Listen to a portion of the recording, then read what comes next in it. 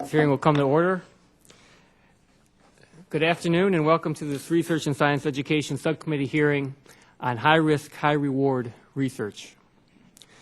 Before I start, it's important to make clear that high-risk, high-reward research is also known by many other names, including high-risk, high-payoff, transformative, pioneering, and even high-risk transformative research.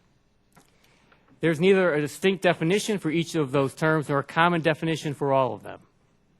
We chose high-risk, high-reward because of the term used by the ARISE Committee, that is the Advancing Research in Science and Engineering Committee, whose report we will be discussing today.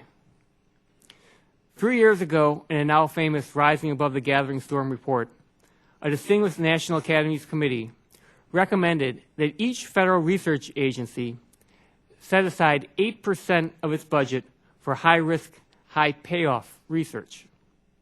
Not long after that, the National Science Board recommended the National Science Foundation establish a transformative research initiative. Both of those reports reflected a growing consensus in the research community that the peer review system has become too conservative in its funding decisions, and that even the brightest and most creative scientists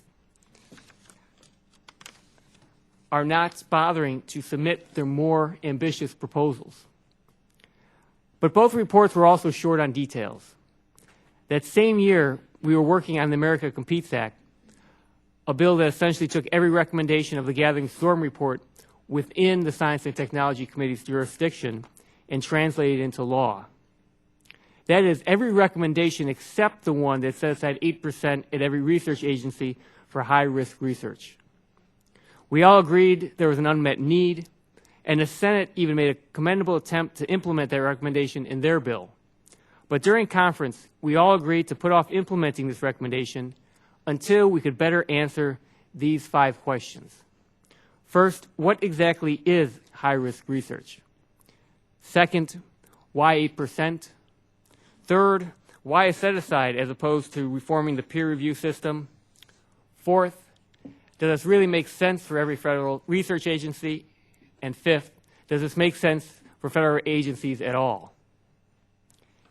As we look ahead to our 2010 reauthorization of the America Competes Act and how we can address high-risk research in that bill, we turn to distinguished panelists before us today and to the many expert colleagues in the community to help us answer these questions. My colleagues and I up here on the dais also have a political challenge. Whatever your choice of words or definitions, high-risk research means more failures in the short term, and funding for failures is not easy to justify in an era of ballooning deficits. It is hard enough to secure sustainable funding increases for basic research, and it is all too easy to cut science in appropriations battles. As the Energy and Water Appropriations Subcommittee Chair once said, in response to concerns about cuts to the DOE Office of Science, floods kill people. So oftentimes, it is not seen to be, this type of funding is not seen to be at the highest end of priorities. Therefore, I worry even more about the risk of creating a discretionary pot of funding that a priori assumes a large failure rate. I say that to remind us all of the political context that surrounds our discussions this afternoon. And I certainly welcome any thoughts Dr. Lane may have on that topic, given his many years of experience in Washington. I want to thank all the witnesses for being here today, and I look forward to your testimony. Chair now recognize Dr. Ehlers for an opening statement. Thank you, Mr. Chairman. And I agree with your assessment of the situation and your viewpoint on the excellent panel we have today. We will be hearing from a panel of experts testifying on the federal government funding both risky and potentially rewarding research. And I'll get back to that in just a few minutes. Tight agency research budgets and intense competition have established an environment of cautious, incremental research proposals from many scientists seeking federal support. Ironically, many of the greatest challenges faced by our nation in healthcare, energy, and national security may not be addressed in a timely manner because there are limited opportunities for promising ideas to be heard and funded simply because they are outside of the box. Though the National Science Board, the National Academies, the American Academy, and others have identified the need to address transformative research in our basic research federal portfolio, it is necessary to examine how to best facilitate the introduction and proliferation of this type of research. Transformative discoveries have emerged from federally funded research in spite of a lack of dedicated programs for this purpose. Learning how we might adapt our federal funding system to elicit more groundbreaking discoveries is a worthy goal, and I look forward to hearing the insights on this topic from our witnesses today. I also thank the chairman for instigating this particular hearing, and it's, I think, badly needed. One other dimension I'd like to give to this, and I addressed a panel of manufacturers yesterday, and we discussed research. They were concerned about the Valley of Death and so forth. And I pointed out to them that they should be supporting basic research for the simple reason that they are dependent on it, and they don't have the resources to do basic research because of the high risk factor. You may be able to borrow money to make the world's next best widget, but it's very difficult to borrow money when you say, I don't know what I'm going to find, but I think if I do research, I'll probably find something good, and I'll probably be able to make some money, and I'll probably be able to pay back the loan. You don't get loans that way. And that is the point I was simply trying to make. They should be lobbying us to do the appropriate federal basic research at the federal level, because the federal government has to take the high risk opportunities. We can afford to miss a major discovery now and then, but we should be trying constantly to really bridge the gap and get rid of the Valley of Death. Do the basic research where we are taking risks, where we don't even know what the result might be. But if we do 100 such projects, we're likely to hit pay dirt on anywhere from 2 to 10, which will more than pay for all the research. And one of my favorite examples, which I give to lay people, is the laser, which is today ubiquitous, truly ubiquitous. And yet it was started by some research, some in Russia, some in the U.S. Charlie Towns, who's a good friend of mine, did some very good research, indicated it had some success. He built a maser and then went ahead. I don't know how much federal money he got, but I would guess, given the value of the dollar at that time, it's probably not much more than, well, certainly probably not much more than $1 million, $10 million at the very most. Now you add together what the laser industry revenues are today, and it's multi-billions of dollars. Not only that, it's, as I said, a ubiquitous device which is extremely helpful in many areas of life, many areas of manufacturing, and we just take it for granted. Without Charlie Towns and some federal money, we might not have discovered it for another 10 or 20 years. That time difference alone and the revenues generated during that 10 to 20 years, more than enough to cover the NSF budget for a number of years. So I think it's self-evident that the federal government has a very serious responsibility in supporting fundamental basic research, because that's the springboard for innovation, creativity, and that is the springboard in turn for manufacturing and economic growth. I yield back. Thank you, Dr. Ehlers. As always, I appreciate your perspective that you bring here. Now, if there are any members who wish to submit additional opening statements, your statement will be added to the record at this point. At this time, I'd like to introduce our witnesses. First, Dr. Neal Lane, who is the Malcolm Gillis University Professor at Rice University. He also holds appointments as Senior Fellow of the James A. Baker III Institute for Public Policy. Dr. Lane was a member of the American Academy of Arts and Sciences Committee that published the report Arise, Advancing Research in Science and Engineering.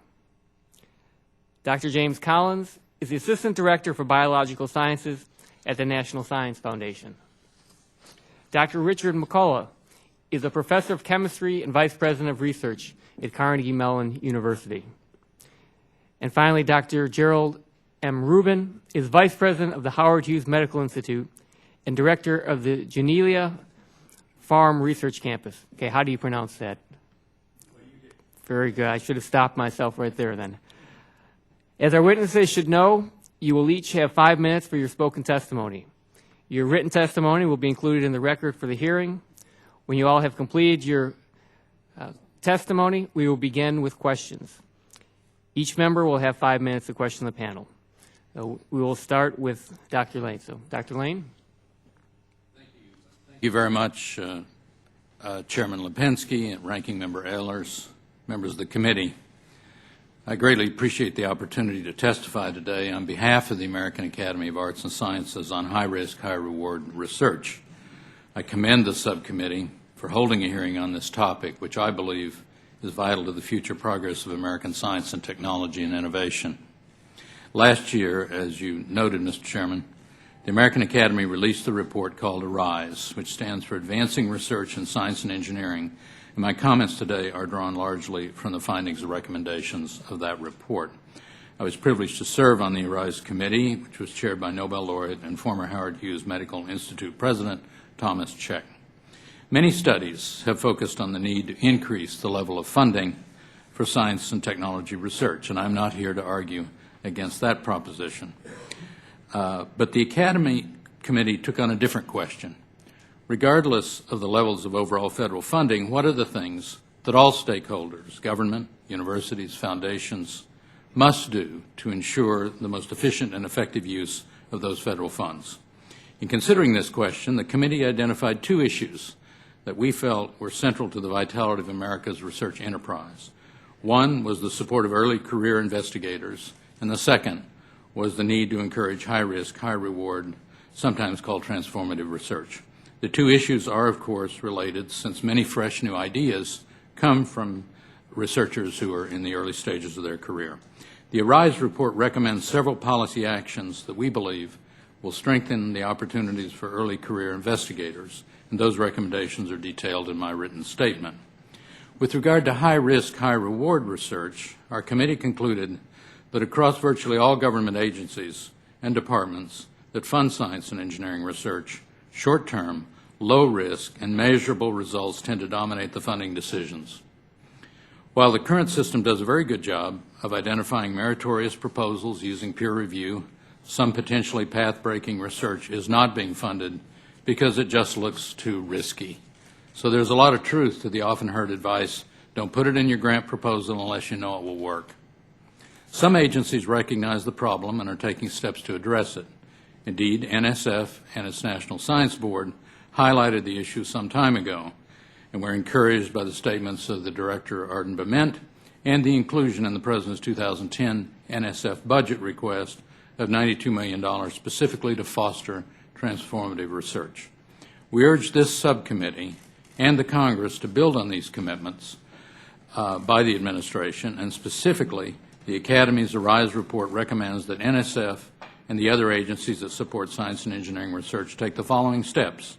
First, establish and strengthen policies, programs, and targeted funding mechanisms designed to foster potentially transformative research. 2, provide high-risk, high-reward research programs with sufficient support to allow funding of a significant portion of applicants. 3, establish appropriate metrics with which to evaluate the success of targeted research programs. 4, adopt funding mechanisms and policies that nurture transformative research in all award programs, not just those targeted at high-risk, high-reward research. 5, strengthen application and review processes. High-risk research proposals face an even greater challenge in a stressed peer review system that's not equipped to appreciate them. 6, strengthen investments in the career development of agency program officers who are indispensable to the vitality and productivity of the entire research enterprise. Let me just comment on the last recommendation, supporting program officers at the agencies. As a former NSF director, and actually back in the late 70s, I was NSF Physics Division director as a rotator, I experienced firsthand the commitment, the quality, and dedication of these program officers, and I've seen their workload increase and their support decrease. They must have the resources to be in touch with their communities. They must be viewed as leaders in the science and engineering research community, make the site visits that are necessary, so that not only are they staying current in their field, but the field itself recognizes and has credibility in their decision making. A key recommendation of the ARISE report is the creation of targeted grant programs specifically aimed at high-risk, high-reward research. There are several advantages to creation of targeted grant programs and some challenges which we could go into in the question session. The committee also considered institutions other than federal agencies that are vital to the enterprise, particularly universities and foundations, and has offered recommendations helpful to them. Final point, the Academy is going to have a look now at a second phase of this project, at the impact of these modes of federal funding on the universities themselves. What's it doing about the curriculum? What's it doing to the nature of the faculty culture? Are there some lessons to be learned from that? If the subcommittee has interest in that issue, has concerns that you would like us to address, we'd be pleased to hear from you. Thank you, Mr. Chairman. Thank you, Dr. Lane. The chair now recognizes Dr. Collins. Congressman Lipinski, Congressman Ehlers, and committee members, thank you for the opportunity to testify before the Research and Science Education Subcommittee. My name is Dr. James P. Collins, and for the last 4 years I have served as Assistant Director for Biological Sciences at the National Science Foundation. I'm on leave from Arizona State University, where I am Virginia M. Ullman Professor in the School of Life Sciences. And in this capacity, I maintain a research lab, so I understand this intersection, this deep and important intersection between basic research and the university environment and the sort of policy issues that are at work here in terms of the federal government. Today I will discuss high-risk, high-reward research in the context of transformative science at the National Science Foundation. The U.S. National Science Foundation is first and foremost an innovation agency. NSF has a long history of success in supporting research with far-reaching impacts on the U.S. economy and the well-being of all Americans. Since 1950, this success has relied on, first, a close partnership with America's colleges and universities, second, on a merit review system based in the scientific community, and third, on a continuously refreshed cadre of program officers who are stewards of the nation's investment in basic scientific research and education. Unlike industry, whose typically shorter-term goals and proprietary results are aimed at the marketplace, NSF investments are both short and long-term, and most importantly, its results are public. It is sometimes mistakenly assumed that research investments that are scientifically successful in the short run can produce similar short-term economic gains, and that this outcome is the only valid measure of success. In fact, the transformative impacts of the knowledge and technologies that result from successful scientific investments on subsequent scientific research, the economy, and society are often realized only many years later. Research in the history, philosophy, and social studies of science teaches us that attempts to predict the individual ideas or projects that will be transformative are imprecise at best. The process of scientific discovery is a community endeavor. This endeavor takes time and is by design cumulative, skeptical, and critical of new results. Transformative discoveries happen because of these qualities. NSF seeks to advance the transformative science by encouraging high-risk, high-reward research in the context of the structures, programs, and policies of an innovation agency. Transformative science is supported by institutions designed to foster such research, and NSF is just such an institution. The NSF merit review process, which is based in the scientific community, is a form of what is now called crowdsourcing. It uses the collaborative wisdom of the crowd to identify the best research. NSF merit review, done by convening groups of experts, creates a special role for NSF in the evolution of the values in the American scientific community. As we discuss transformative research and investments in risky but potentially high-reward research with NSF panels, researchers incorporate these ideas in their evaluations and promote them in their own scientific venues.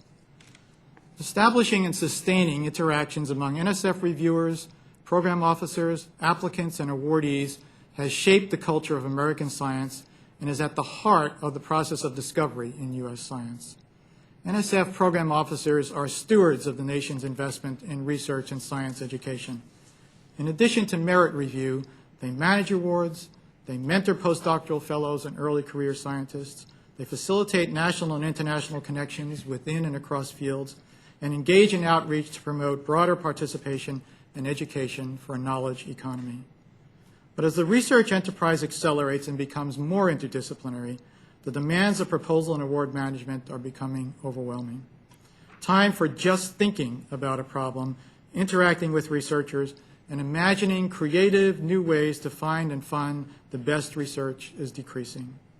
As NSF experiments with new methods of review and funding directed at enabling transformative science, program officers will experience even greater demands on their time and attention in order to manage these innovative processes. Like other federal funding agencies, NSF seeks to describe itself in terms of its research awards. However, in searching for more meaningful assessments, NSF is exploring new methods and measures to understand the transformative contributions of new scientific knowledge to economic and social outcomes, to inform future investments, and to convey this information to policymakers and the public. For nearly 60 years, NSF has been forward-looking in its management of the nation's scientific enterprise. Our challenge for the future is to sustain a culture of creativity and innovation that pervades NSF and guides our decisions. NSF must continue to innovate even in the midst of excellence. Once again, Mr. Chairman, thank you for giving me the opportunity to testify on this important subject. I would be pleased to answer any questions that you have. Thank you, Dr. Collins. Dr. McCullough. Thank you very much, Chairman Lipinski, Ranking Member Congressman Ehlers, members of the committee, ladies and gentlemen. It's a distinct honor to be before you today testifying about investing in high-risk, high-reward research. I'm the Vice President at Carnegie Mellon, as has been noted, and I'm also an active researcher. I'm still a funded researcher and have a lab of many graduate students. I also have taken NSF funding to generate innovation in my lab, which has turned into a company that employs 70 people. So I understand high-risk research from the beginning all the way through the cycle, so I think I can speak with it in a special way. Today I really want to give you a report from the front line, the trenches perspective on high-risk, high-reward research. And I want to sort of let you know that when a researcher comes up with an idea, that researcher is faced with how to fund the idea. Often they see it as a high-risk proposal, but they don't necessarily understand whether it's a high-reward or transformative idea. So often they turn to very few sources they have to fund this idea. One needs to get preliminary results in order to go to the standard funding agencies like NSF or NIH to get your proposal funded, but there's no funds to fund the graduate students or postdocs who actually do the work so that you can show that you have preliminary results so that you can actually have those proposals funded. Whereas there are programs at the NSF and NIH to fund these programs, and NIH has actually done quite a good job recently of funding these high-risk proposals.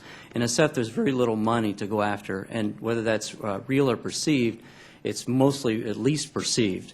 And at our university, we only have one such high-risk, high-reward proposal that's been funded in the whole entire university, and that's at the NSF, and it's for $66,000. So most people go to the standard proposal mechanism to get their research funded. So it's a chicken and egg problem in that they don't have the funds to get started, and so they have to find funds either within their existing grants or within the university or sometimes with foundations to be able to get these projects going so that they can get the reward of a grant at the NSF or the NIH so that they can move this project forward. We have many examples, which I've included in my testimony, and I won't walk through all of those today, but some of the most striking examples of high-risk, high-reward research are where a computer scientist who is an expert in data mining comes together with a person who does brain imaging, and the two of them can combine high-output brain imaging scans and data mining together to be able to tell what people are thinking. Now, you may be scared of that in some respect, but it's really important for brain research, traumatic brain injury, for our soldiers and things like this, that we can understand how people can heal. This proposal wasn't funded 2 times by the NSF because all the panel people said that it was way too high risk. It hadn't been proven. And I have many other examples like that. So the system itself has some failings. It's not the program officers that are at fault. They're just faced with a very difficult challenge of lots of proposals that they have to fund, including often determining whether someone is going to get tenure or not, or whether they're going to remove the funding from one of an established researcher. So I have a few recommendations that I'll make to you today. One is I think high-risk, high-reward research has to be funded. I think it has to be a set-aside, so there's no competition within the agencies to direct those funds into normal proposals, which I think are low risk and not necessarily innovative. I think there needs to be a process, guidance by outside reviewers with language written in these high-risk programs that says what they expect these proposals to actually be, that maybe preliminary results are not needed. We can't depend completely on the program officers because often these areas are so interdisciplinary and so broad that it's impossible to expect one person to be able to make that decision alone. So I think special panels with special guidance are important. I would recommend funding a milestone proof of concept where you can apply for high-risk, high-reward research where you get $100,000 or $200,000 to work on that project, and then if you show that you can get proof of concept, then you can get further payments down the line so that these turn into not just high risk with no reward, but high risk so they can be put into the system in a normal way. Another recommendation that I would make is that there should be a mechanism for basic research that becomes transformative. Often great discoveries are made that we don't know they're going to happen until they happen. But when they become transformative, there ought to be mechanisms for accelerator funds from these agencies that a person can go to and say, I've made this amazing discovery, please help me take this and make it transformative. And right now there's no mechanism to do that except to work off the back of these proposals. So thank you very much for the opportunity to tell you what's going on at the front lines. Thank you, Dr. McCullough. Dr. Rubin.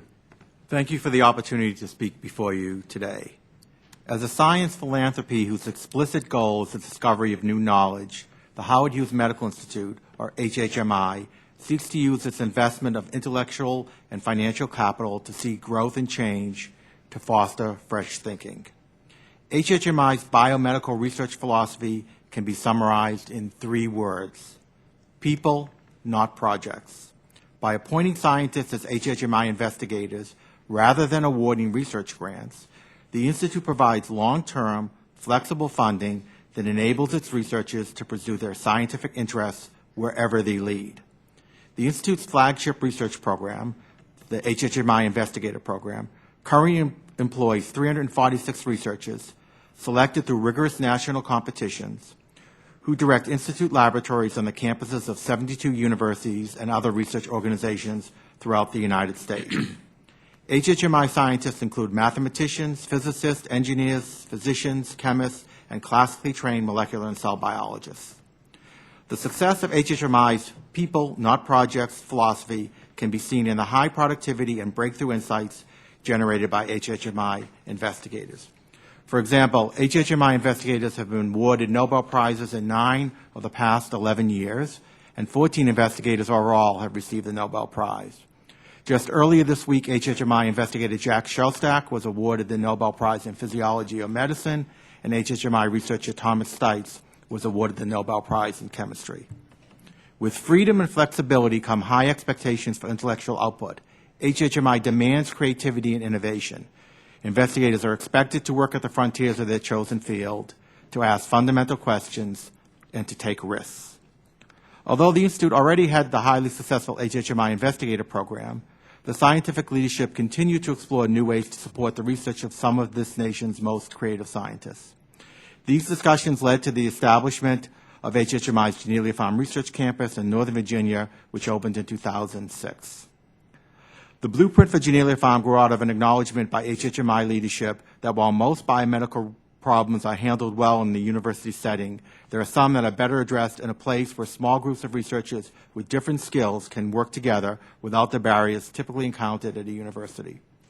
I described Janelia Farm more fully in my written testimony, but in the interest of time, would like to conclude by giving my personal perspective on the federal support for innovative research.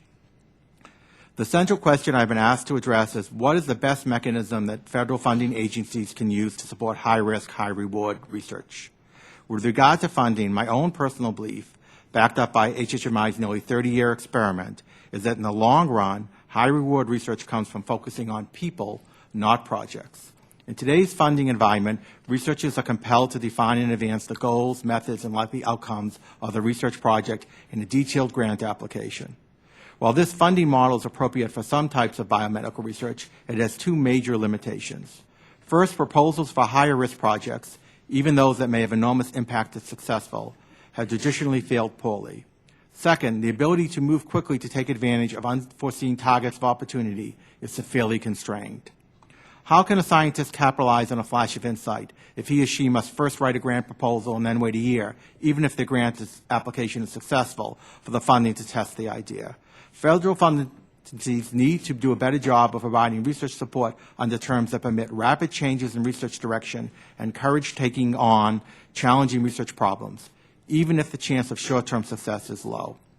I think these changes could bring more innovation per dollar spent. In 2003, I was asked to join a task force convened by Dr. Elias Zerhouni, NIH director at the time. The group was charged with recommending new ways to fund high-risk, high-impact research. The primary recommendation of our panel was to establish a new set of awards to researchers based on their track record of innovation. In fact, the journal Science covered our panel's recommendation in a news story headlined, quote, NIH to award people, not projects. That headline nicely summed up our recommendations. But in practice, the NIH came up short in carrying out this initiative.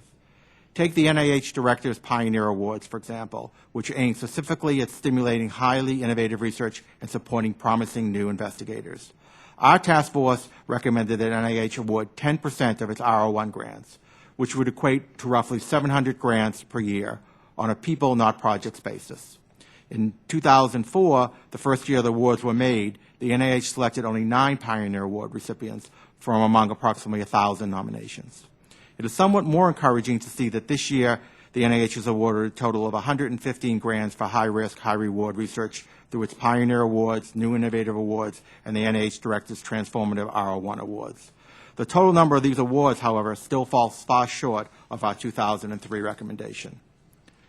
Even with these new awards, the NIH is still heavily weighted towards project-oriented research, with 98% of grants going to projects. As I stated earlier, I strongly believe that giving money to scientists of exceptional and demonstrated creativity and allowing them to follow their instincts is a better way to promote innovation.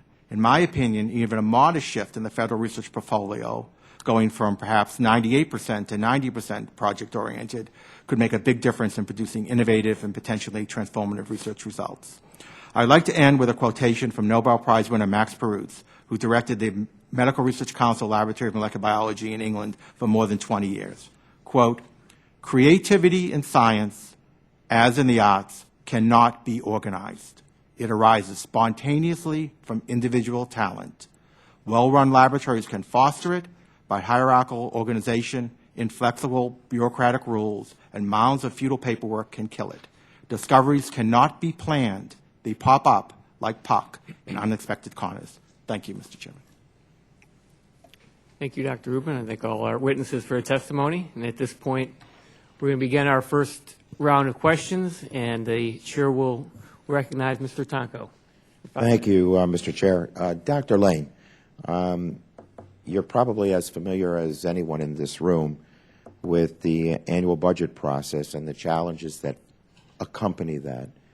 In these very difficult budget times, what advice can you give us to defending the dedicating of a pot of money in those tough times when there's a high probability of failure? Well, Mr.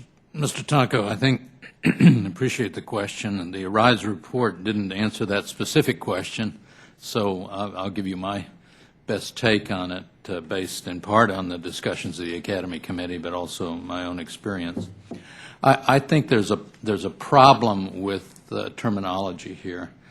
My sense is that even the highest risk ideas proposed to our agencies by researchers who have strong reputations and track records are not likely to fail. It's quite possible that the particular goal that's put forward in the research proposal might not pan out. But in the meantime, young people are educated. Often technologies are developed if this is an experimental process. So I think even though the ARISE report recommended in terms of the merit review system focusing differently on high-risk, high-reward research from the normal grant program, I think in both cases one should look at the potential for transforming the field, a major breakthrough, and at the same time other outcomes, other aspects of the research that are almost assured to come out. I don't think we have to tell the public and your colleagues here on the Hill that we're going to spend more money on research that has a high probability of failing. I think the research that we invest in here is likely to succeed on many dimensions, even though it might not actually reach the conclusion that the researcher hopes for or create the device that the researcher wants. An example might be the LIGO project, Laser Interferometer Gravitational Wave Observatory at Caltech. Significant funding, hasn't yet seen a gravitational wave, as far as I know. But out of that have come spin-up companies, new technologies, lots of educated young people. So I think we need to talk about what's a better way to articulate what we're doing here. I think there is a good story to be told, and maybe we haven't worked hard enough on doing that. Or might there be a way for some of these projects to prove themselves before they become a target? Is there? I think the issue is one of the issues is one of funding. Sometimes it's rather expensive to try this idea. You can't really do it on the cheap. Sometimes, so we propose seed funding, for example, to allow an investigator with a wild idea, let's say, to explore, to get enough data, enough experience that can convince the peer reviewers that this has a higher probability of success. I think that's what you can do with seed funding. That's what universities could do more of if they had the resources to devote in that way. Mm-hmm. Dr. McCullough, you talked of the failure of some of these proposals, or at least the process that relates to these proposals at NSF. But it's colleagues from the research universities that are oftentimes the reviewers serving on these panels. Is there any sort of input or encouragement that can be provided these colleagues because they're scoring these given situations, and again, they're impacted by these tough times, economic times. Is there some sort of encouragement or training that can be provided to the colleagues? Yeah, that's one of the reasons I think it would be good to have a set-aside and direct instructions from the agencies that we want to fund things that are a bit more high-risk, high-reward, if you will, proposals with sort of specific guidelines. I think the way it happens now is high-risk, high-reward research is often sort of a checkbox that means that the proposal should not be funded because it's not been proven yet. There's no proof of concept for those proposals. And so I think having sort of a mechanism by which the panels or chair people are guided, outside reviewers are guided in a special program, and not leaving it up to the unfortunate program officers who are really struggling to try to fund proposals that are very, very highly rated already. So in a sense, it's a cultural change that we need to incorporate into the review process. Is it just perhaps requiring that a certain bit of high risk projects be looked at and maybe taking the top threshold of those projects? In my opinion, my personal opinion, yes, because if you look at the testimony that I've written, you'll see examples of 5 or 6 projects that we have at the university that are just unbelievably spectacular, that we really struggle to try to fund them internally through foundations, providing those seed funds. And as I was saying earlier in my spoken testimony, I think providing funds, as you suggested, where you could get, and Dr. Lane suggested, so that we can provide seed funding so people can get the projects off the ground. And then if they don't show proof of concept, then they can't maybe get follow-on funds. So it's less of a risk, as you were indicating, if we have some sort of limit on the initial funds, but then the ability to open a gate for them to bring these things and deliver on the high reward, transformative nature of the research programs. Mm-hmm. Mr. Chair, if I might just ask one more question. The relationship with venture capitalists, like I'm often told that venture capitalists will walk away from some of these high-risk situations, but is there a threshold of involvement from the public sector that might be incorporated with a venture capitalist funding that might maximize what we can do here? I think one of the things that we're doing at Carnegie Mellon, and I'm directing, is something called an innovation ecosystem. And what we're trying to do is create funds within the university so that once these projects get to the research phase, that we can find funding mechanisms to deliver on, now I'm using proof of concept in a different way now, but proof of concept for commercial situations. And so to create pre-commercial research and take it to the proof of concept for commercial reasons. And there's funds like that that are not available, but we're trying to raise those privately,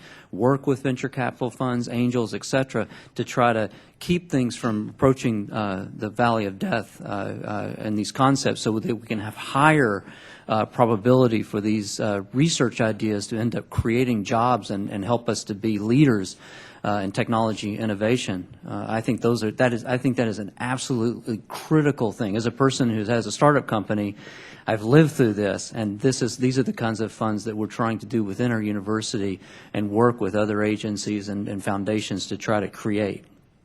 Do any of the other 3 of our witnesses have anything they want to say on that partnership that can be had with venture capitalists in the high-risk area? Yes, Dr. Collins. Well, let me make 2 points, Mr. Tonko.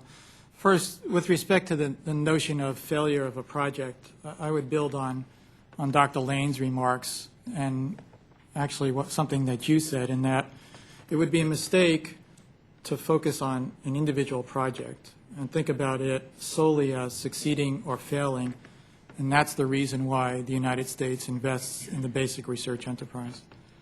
For me, the United States invests in a basic research enterprise in order to sustain what is an innovation ecosystem as far as the United States is concerned.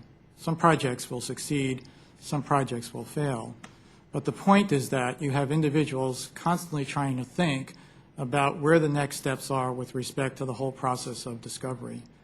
And I think a great example in this we saw recently with the Netflix competition, which had to do with a better algorithm for picking movies as far as the Netflix corporation was concerned. The interesting thing about the analysis of that appeared in the New York Times was that there was a prize for the winner, and they were, of course, quite happy about that. But when the second place individual was interviewed, that company, they said, we gained as much by participating in this competition, even though we did not win, because the very fact of trying to think through these problems affected the culture of our institution. It seems to me that's what you can do with federal research dollars, is you can give our institutions the freedom to take those kinds of risks. That's the reason we do it. We fund institutions in order that we can do this kind of work. So your phrase was exactly right. It's a cultural issue. It's a cultural issue within our universities and within our research institutes. And it's a cultural issue within a funding agency like the National Science Foundation. You're absolutely right again in that what we do is we direct the panels, we direct the program officers, we direct our senior managers to discuss with the faculty members, with the reviewers, what it means to think about transformative research and risky research, and we ask them to take that into consideration when we look at these proposals, when they look at these proposals coming in. It seems to me that's where you put your finger on the issue in fostering a combination of a culture and institutions that are open to these kinds of issues. Thank you. May I just comment to Mr. Tonko, to Dr. Collins' comment?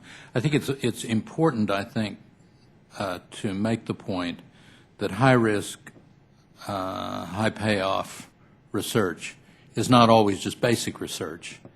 It can certainly be research that's towards some directed, hoped-for goal, very much on the practical side. I mean, the transistor came because there was an effort at Bell Labs to find a replacement for a vacuum tube triode.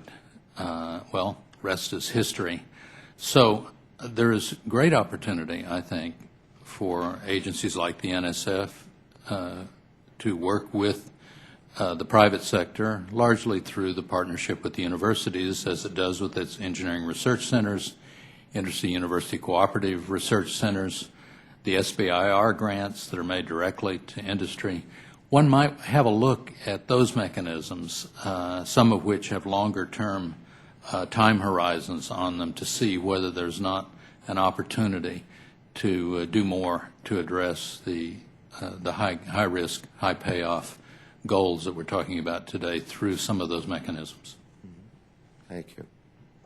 Thank you, Mr. Tonko, for your questions. I know it did go on a while, but I think these are all very interesting questions, and we're getting a little off the little far afield to some extent, talking about bringing private funding, but I think it's a critical question, and because it's something I'm interested in a broader sense of how we best do these public-private partnerships, essentially, in research and development. I like to hear what was said there also. So, with that, I will now recognize Dr. Ehlers for 5 minutes or however long that. He always has plenty of good questions, so I'll let him go ahead. Better be a little careful. My dad was a preacher, so we could be here quite a while. Okay, not that long. Not that long. Okay. It's interesting in the comments about people, not projects, and I'd like to pursue that a bit with each of you. I happen personally to think that's in general a good idea, because I recall in my days in university life, it wasn't too hard to pick out the really outstanding and bright young people. But I also learned that they don't necessarily make the best investigators. There's a big difference between thinking of an idea and carrying it out. And so I guess I'm asking for comments from all of you, because I think the concept is good. I wonder how it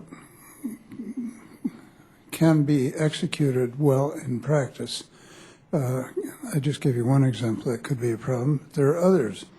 A junior researcher just starting out doesn't have much of a track record.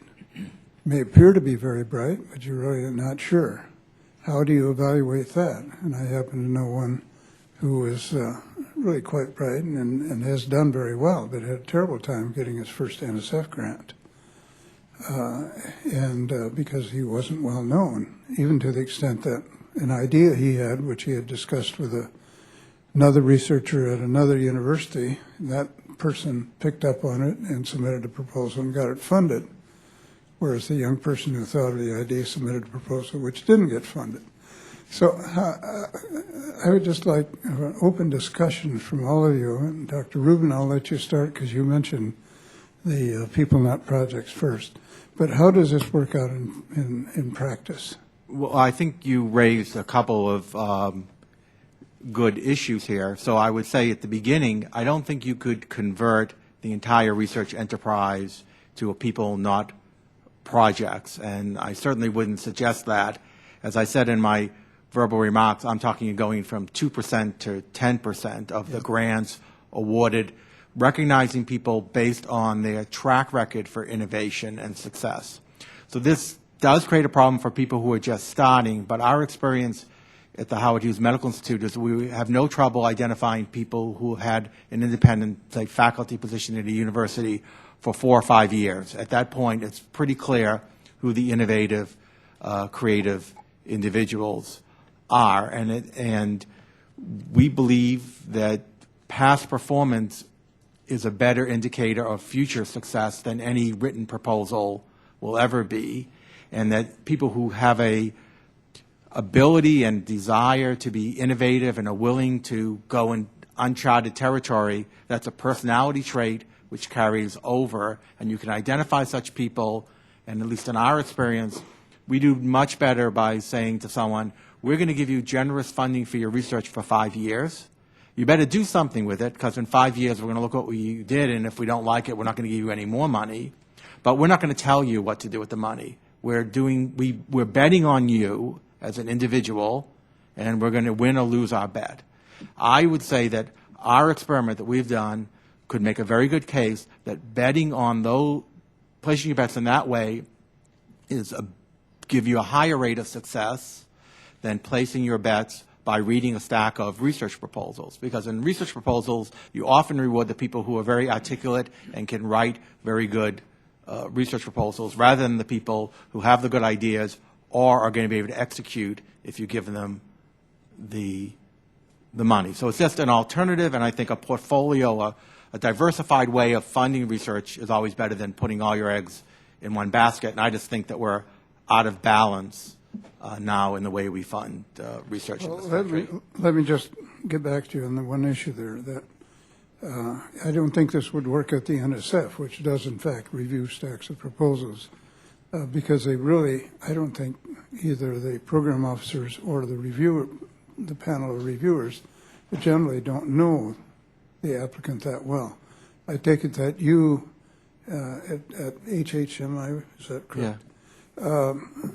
Really get to know these people well and bet on them because you have investigated them and worked with them or talked to them enough that you're quite convinced that they really are above the pack.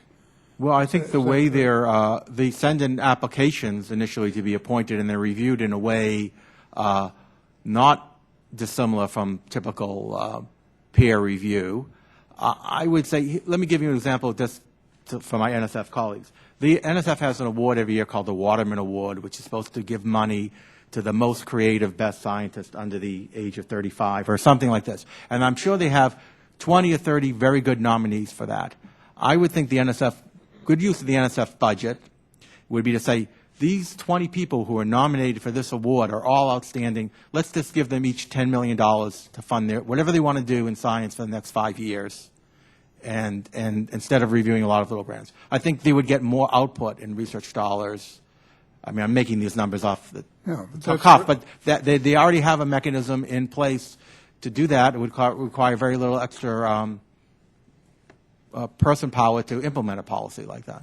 So you're basically suggesting the MacArthur approach for something along that ilk. I think to a certain amount. I mean, this approach has limitations, but I do think that the most creative, innovative ideas come from when you give innovative, creative people some money and you don't try to tell them what they should do about it. Because by definition, an innovative, transformative idea, if someone can write it down in a proposal and submit it to you, it is not an innovative, transformative idea, almost by definition, by my definition of those terms. So, okay. I want to get back to that in a minute. But first, Dr. McCullough, you've been smiling broadly. Well, I mean, there is certainly a room for these sort of programs where HHMI and Waterman Award winners, who are the rarefied group of people at the top who get funded, probably are amazing. We have a MacArthur genius at our place, and he's just out of this world, an idea all the time. But, for those of us who went to community college and, peaked later in life, and, some of the examples of colleagues at my university, one in particular I think of who came from Poland, and after he became professor, really, although, it's not necessarily the rule, but is now for the most cited chemist in the world, and is often mentioned as a Nobel Prize candidate. So I think, and I know that Dr. Rubin is not suggesting that we change the whole program to bet on horses.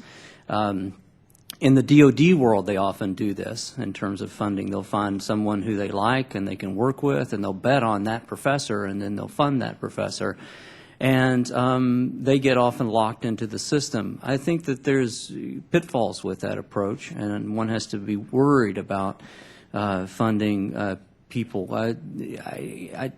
There's also the aspect of beyond the proposal. You meet people at conferences, they hear you talk. There's access, and especially for young researchers, I think that it's sometimes very difficult to see who's going to be the greatest innovator. So I think that there's a role, and I'm not disagreeing with Dr. Rubin, but I also believe that it's important for those who peak later in life it doesn't mean that they're not going to be innovative. I do agree with the RISE report that the most creative ideas often come from brand new faculty members who are really thinking out of the box. So I think that's an area of concern. Yeah, I'm still waiting for myself to reach my peak. But although I have to admire the creativity of some of my colleagues, particularly when they've done something wrong and they're explaining it to the press. But I think that's a different sort of creativity. Dr. Collins, would you like to offer a few comments from the NSF perspective? I would. Thank you, Congressman. A couple of thoughts. I would agree with you that there is a difference between just being able to think up an idea and be able to carry out that idea. It suggests that at times you do want to be taking chances as far as individuals are concerned. And I'll come back to your point also about young investigators. And we can tie those two things together across, for example, the program managers at the National Science Foundation, or as I indicated in my oral testimony and opened up in the written testimony, these individuals not only manage awards, but they work and mentor postdocs, they facilitate connections, they engage in this outreach, they really do work with the individuals. Now we summarize that under the single word of stewardship. It's the notion that these program officers are not only just processing paper, but they really are deeply engaged in the scientific process itself in an ongoing conversation. And this is the heart of the enterprise, and it's what we need to continue to foster in terms of something that is being challenged right now with the terrific workload that's coming as far as NSF is concerned, and I might mention NIH as well. So you do want to evaluate individuals, and indeed that's what happens, and we do take chances on young people. So, for example, the career program, which you know, and funds on average about 450 individuals a year, this year because of the ARA funding, that was able to go up to 700 individuals. And those then enter into a relationship with our program officers where they work with these young investigators, and as well as they work with senior investigators in terms of stewardship. Now, the senior investigators also, and young investigators, can also call up their program officer and say, I do have this great idea. I had this great idea at 3 o'clock in the morning, and we now have the eager mechanism where that individual can get up to $300,000 for a couple of years to begin to pursue that idea and get the preliminary data that's needed in order to move that idea along to a proposal. Furthermore, program officers, once again, have the prerogative for a successful program or a program that's moving along. They can call up that investigator and discuss a creativity extension where there's a minimal application needed in order to continue that funding for another couple of years or 3 years.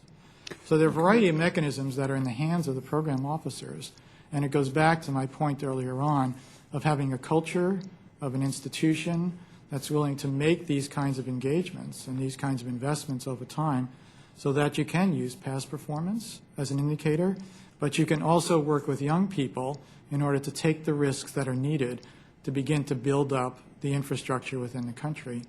And I was taken by this week with the Nobel Prizes. NSF, Molecular and Cellular Biology, had funded 2 of the individuals who received Nobel Prizes this week, and they funded them early in their careers. It means that the program officers 20 years ago, 25 years ago, were prescient enough to be able to look at that group of applicants and say, this is someone to fund. 25, 30 years later, you see the fruits of that labor, and you also see it as a result of a relationship between the funding agencies in the United States, where the NSF got these individuals started, and in one instance is still funding that individual. But the individual receives support from other kinds of funding agencies. So it speaks to the need for diversity of institutions, not only a diversity of approaches, that give you really breadth of support for an innovation enterprise as far as the country is concerned. Okay, I think we'll have to cut this off here. I've used too much time already. We may get back to you later, Neal. Just a comment. I forget who mentioned accelerator funds. I think that's a great idea. Dr. McCullough did. When you find something, and I've been in that situation where you're doing some research and you find something really great and you want to pursue that, it's nice to have a mechanism to do that. The other comment I want to make is I don't like the term transformative research.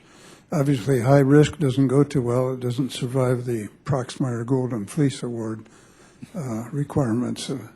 You talk to the public about doing high-risk research. That doesn't really mesh. But transformative doesn't mean too much to the public either. I might suggest you to come up with something like NASCAR research. Because the point of NASCAR is you take some very high risks in hopes of winning. That's exactly what you're doing here. So you're taking the NASCAR approach. Let's fund the stuff that we think is really going to pay off. And we know there's some risk attached to it, just as there is to driving a car at 200 miles an hour or whatever. But the rewards can be great. And the public can clearly identify with that one. With that, I yield back. Thank you, Mr. Chairman. Thank you, Dr. Ehlers. I'm thinking about that NASCAR awards and thinking if somehow we could have crashes and other ways to somehow interest the general public while this research is being done, then maybe that will that could work. Colorful cars and other things like that. So we have to keep people interested in the not in the race while it's going on, not just the final. Yeah, or perhaps we can ask them to contribute down payments for the first trip to a dark hole. That's a pretty safe bet, actually. Okay, Gerald now recognized himself for 5 minutes, and I have a lot of questions. I'm going to try to limit it a little bit, but if we could try to limit our responses a little bit, might be good. I'm glad that Dr. Ehlers went down the road of Dr. Rubin had talked about the people, not projects, and we talked a little bit about that. I know a couple years ago, Secretary Chu, that time at Berkeley Lab, that was one thing that he really, a couple years ago I had lunch with him out there, and one thing he impressed upon me that's something he really thought was a good way to go. I sit here as a former political scientist, maybe I still am a political scientist, but I wonder, does this work better no one may have any strong opinions on this or thoughts, but I sit here thinking, does this work better for some disciplines than others? In some different scientific areas, disciplines, would this not work as well? Do you not see as much possibility? Or does this question not really pertain? Does anyone have any thoughts on that? Dr. Lane? I don't have any wisdom on it. I have a thought. It connects a little bit with my earlier observation that I think high risk, you already said in your opening statement, Mr. Chairman, that there's still a remaining question about what is this that we're talking about, high risk, high reward research. And I wanted to make the point that it doesn't just have to be basic research. It can also be research that is being done with some particular outcome in mind. I think that if we go field by field, and my colleagues can help me in many of these fields, but My sense is this question is apt in all fields that I know anything about for a couple of reasons. One reason is that breakthroughs often occur as total surprises. So the research that was being done maybe strike us as somewhat routine, somewhat dull, whoever is funding it, and suddenly there's a funny blip on the screen. There's a number that is unexpected. There's some surprise that comes out of the research. And the ability to pursue those surprises, the flexibility, the freedom of the investigator to pursue such a surprise is extremely important. First of all, it has to be a kind of person who's so curious and so driven that he or she wants to do that. But then the environment, the funding, the organization, the institution has to be willing to go with that. So we had Bell Labs is a really good example. So, you know, not too long ago they had seven Nobel Prizes to their alumni. It must be 10 or a dozen or something like that. Now, there was an environment in which funding was available, people were being bet on, and when they found surprises, they were able to pursue them, including the observation of black body, of background black body radiation from the origin, from the first Big Bang in the universe. So I would think that in any field that one can think of, there's an opportunity for these kind of breakthroughs, and therefore the question is at least apt whether one is properly addressing the issue of high risk, high reward research. Anyone else, or Dr. Rubin? Well, I agree that in any field you need a range of research projects. So in, say, biology, one of our most successful projects recently was the Human Genome Project, which was a very well-defined project with a clear goal and could be measured. And that, I wouldn't call that, it was certainly high reward, it was not high risk. On the other hand, you have other projects which are higher risk or more unpredictable is a word I would prefer. But I just want to emphasize what Dr. Lane said about flexibility in being able to alter the goals that you're working on to pursue take advantage of some unexpected result. I don't think that the way the funding agencies work now, and largely there's a problem of peer review, are very good at rewarding people for not pursuing what they originally said they were going to do, but to take advantage of something much more interesting or important that came up as an unexpected result within that. So anything that we can do to change the culture to support individuals having more freedom, I think would be a good thing. Dr. Collins? Mr. Chairman, I would agree with Dr. Lane. I don't think this is a discipline limited issue. In fact, I wouldn't even limit it to the sciences. I think there are high-risk activities in the humanities and the arts as well, where individuals take chances and they take risk, and sometimes it works and sometimes it doesn't. Breakthroughs indeed do come as a result of these surprises that are present. They're inherent in the research enterprise itself. After all, that's why we call it research, and we don't call it demonstration. It's something that we're involved in as a process of discovery. Well, one thing I'd go back to, don't remember who had made the comment, I don't know if it's Dr. McCullough, but my experience, and again, we're talking social sciences, political scientists, was you don't propose anything that you don't already know the answer for. And so that sort of goes counter to the research that is sort of wide, and it's still possible to discover other things, but that narrows it down much more. And I tend to think we're not going to stay here all afternoon in the next few weeks talking here, so I'm not going to open this up, but the culture issues are certainly also very important. But please don't start talking about that, because we'll be here forever.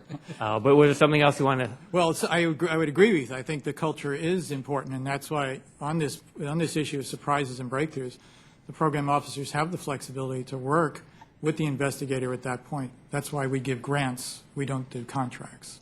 And it's that flexibility that's inherent in the process as far as NSF is concerned. One thing shifting gears here, my colleague Bob Inglis and I had sponsored the H Prize. We had legislation for the H Prize. We eventually got that into the energy bill that we passed a couple years ago. The idea of prizes, I just wanted to throw that out there. And that's one way to avoid the political issues associated with high rate of failures. You put out a prize, where something specific, H Prize for advances in the use of hydrogen for transportation, but you also have examples of prizes promoting basic research. For example, $1 million Millennium Prizes offered by the Clay Mathematics Institute. So what extent do you think that prizes can motivate transformative research? Dr. McCullough? I think that they do play a major role. If I can point to the DARPA Urban Grand Challenge as a situation that where they asked for autonomous vehicles to drive within an urban situation. There was a challenge, and universities came together to accomplish this. Of course, I bring it up because we won at Carnegie Mellon, but and there was $1 million prize. Carnegie Mellon and private groups and companies invested in this, and much technology came out of these things to create these autonomous vehicles. There's nothing like a good competition to get people's juices flowing and actually create something, and bringing teams of people together that maybe normally don't work. So I think it's a very interesting idea, and I think it certainly plays a role. It plays a role like many other funding mechanisms, but I think it's a very interesting one. Anyone else?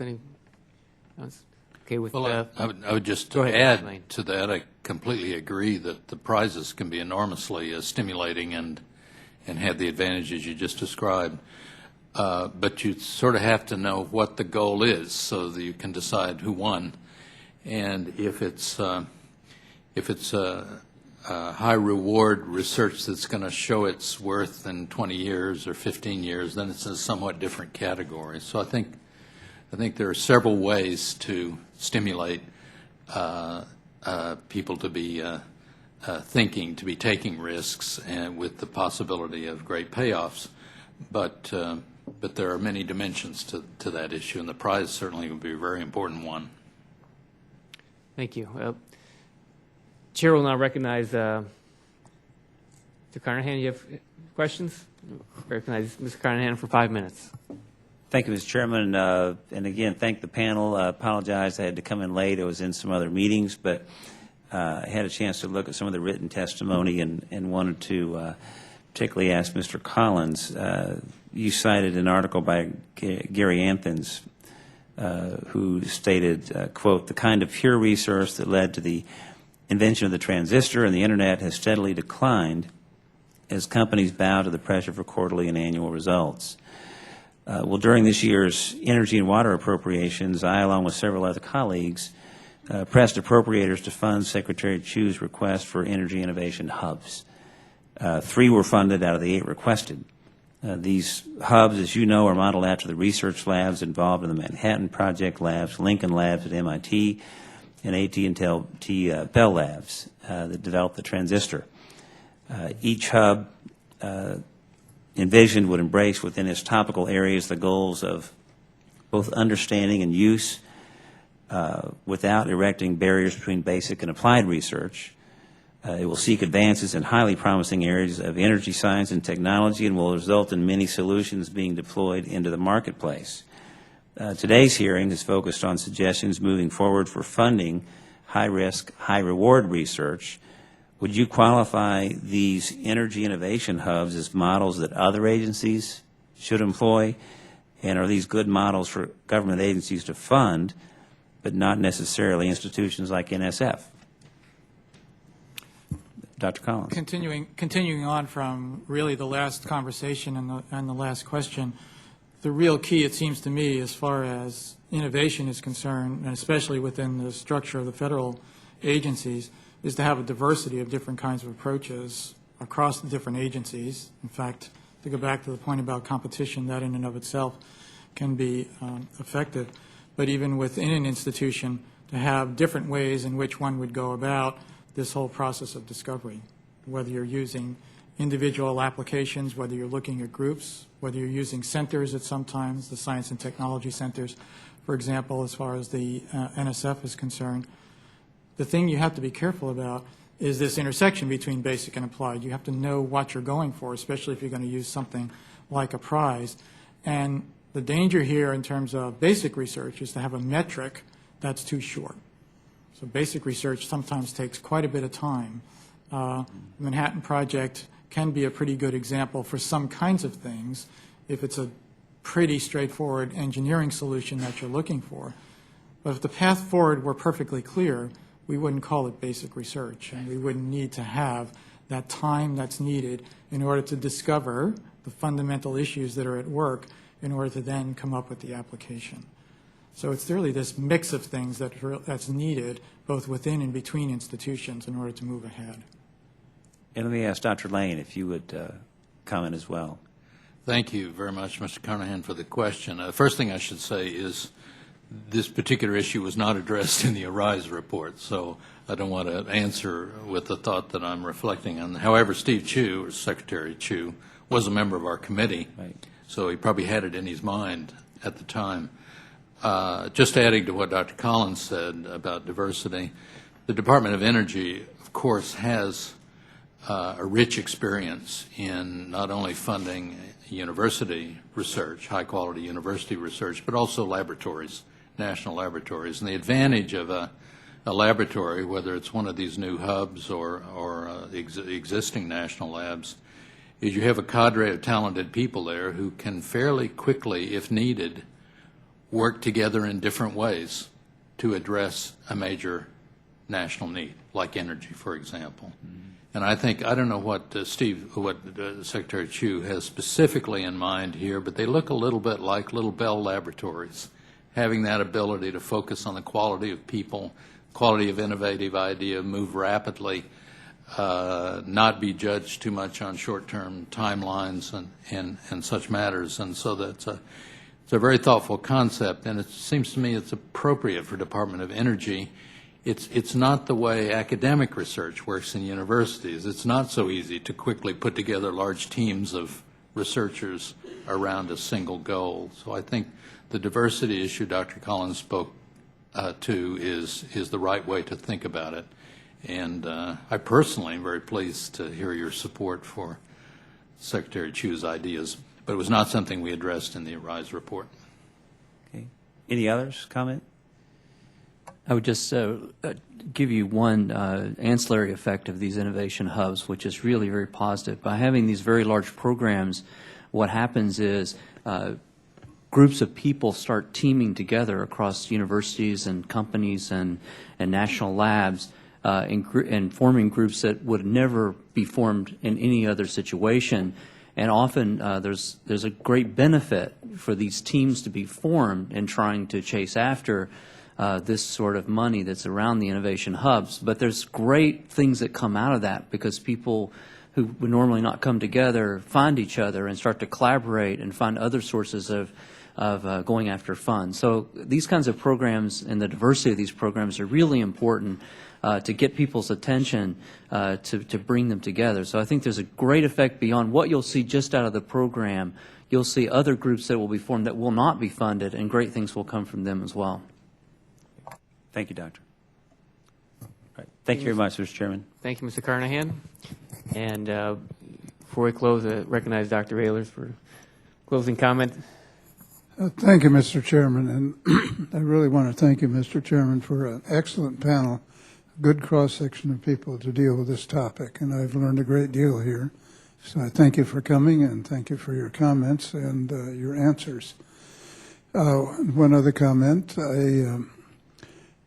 when I talked about the NASCAR award, I was not jesting, although it may have seemed that way to you.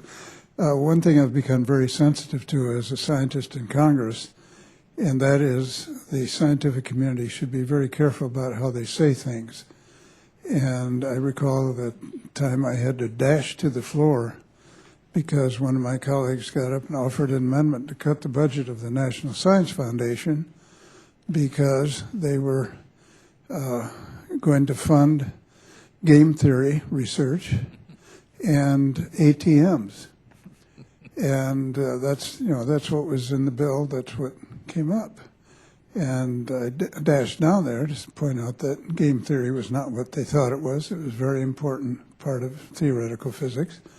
And also the ATM that they were ridiculing, my colleague said, the banks use ATMs, let them pay for the research. And I said, I'm sorry, but ATM stands for asynchronous transfer mode, and we need some research on that so you can make the internet better. So NASCAR is not a bad idea. I'm not really going to go to bat for it or publish it. But my point is simply transformative sounds like gobbledygook. High risk doesn't pass the Senator Proxmire test, so see if you can come up with a better term. And I won't patent the NASCAR term, so thank you very much. Thank you, Dr. Ehlers. I think maybe just the high reward part, but we could work on some other names for it. I want to thank the witnesses for testifying today, and certainly this was like a very interesting topic, not one that I think has a really wide appeal here, but it's critically important. And how we best do this, we know to keep the United States at the forefront of technology, we have to be doing this research and have to be doing this research that is, whatever you want to call it, that we get the high rewards. I think that's very critical. And as we move into early next year, this subcommittee will be working on writing the NSF reauthorization. This is something that we'll be looking closely at, and as the full committee works on America Competes 2 next year also, this will certainly be a part of what we're working on doing. So again, I want to thank all the witnesses for their testimony.